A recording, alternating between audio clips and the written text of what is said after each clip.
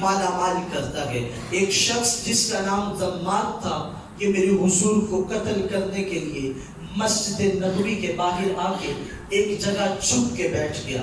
میرے حضور نماز عشاء ادا فرما رہے تھے۔ اس کا ارادہ تھا کہ جب نمازی نماز پڑھ کے چلے جائیں گے تو میرے حضور جب اپنے گھر کا رخ کریں گے تو میں آپ پہ تلوار کا وار کروں گا اور معاذ اللہ آپ کو قتل کر دوں گا۔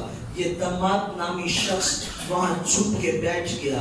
میرے حضور نے قرآن کی تلاوت آغاز کی نماز عشاء کے اندر۔ دیکھیے قرآن کے سننے کی برکات کتنی ہے۔ کہا میرے حضور نے جب قرآن کی تلاوت شروع کی، ضماد کہتا ہے میں تلوار کو زہر لگا کے لایا تھا کہ ایک وار کروں گا اور ان کی گردن تن سے جدا کر دوں گا۔ کہا میرے دل میں یہ ارادہ تھا، میری طرف اتنی تیز تھی کہ کب یہ نماز کو ختم کریں اور میں انہیں قتل کر دوں۔ کہا جب حضور نے اللہ اکبر کہا اور قرآن کی تلاوت کا آغاز کیا، کہا جو ہی حضور قرآن پڑھتے جاتے تھے میں اندر سے موم ہوتا چلا جاتا تھا، یہاں تک کہ پہلی رکعت مکمل ہوئی تو مجھ سے کھڑا نہ ہو سکا، میں اپنے آپ کو کھڑا نہ کر سکا۔ میں نے کہا اے ضماد بیٹھ جا، اب تجھ میں اتنی ہمت قوت اور سکت نہیں ہے کہ کھڑا ہو کے اس کلام کو سنے۔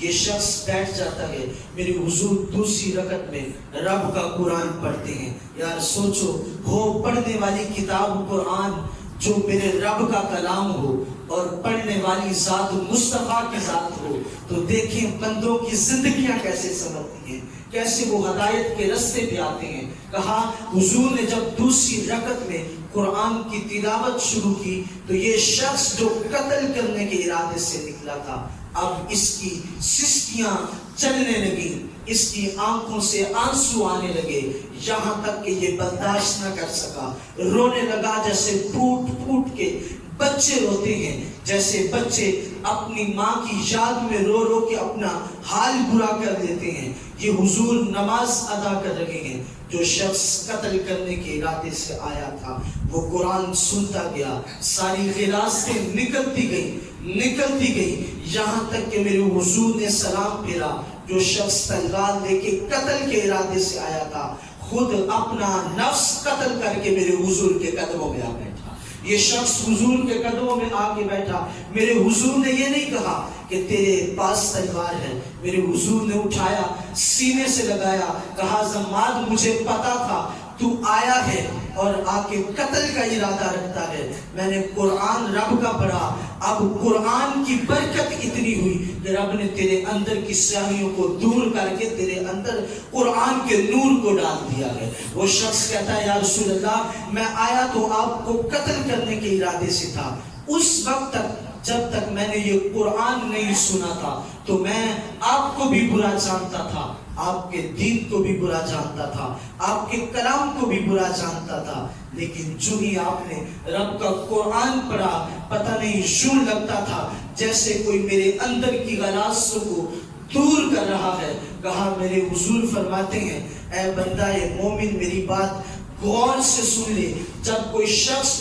قرآن کی تلاوت کو سنے اس انداز سے کہ دل کے اندر نور اتارنے کی کیفیت کو پیدا کر دے، کہا اس کا یہ ارادہ ہی ہو تو اللہ اس کے دل کو پاک کر کے رب اپنے کلام کا نور اس کے دل میں ڈال دیتا ہے۔ تو اے بندہ مومن یہ قرآن سرچشمہ ہدایت ہے۔ ہم در در کی ٹھوکریں کھاتے پھرتے ہیں، ہمارے گھروں میں پڑے قرآن جو گند آلود ہو جاتے ہیں ہم انہیں اٹھا کے کبھی پڑھتے نہیں۔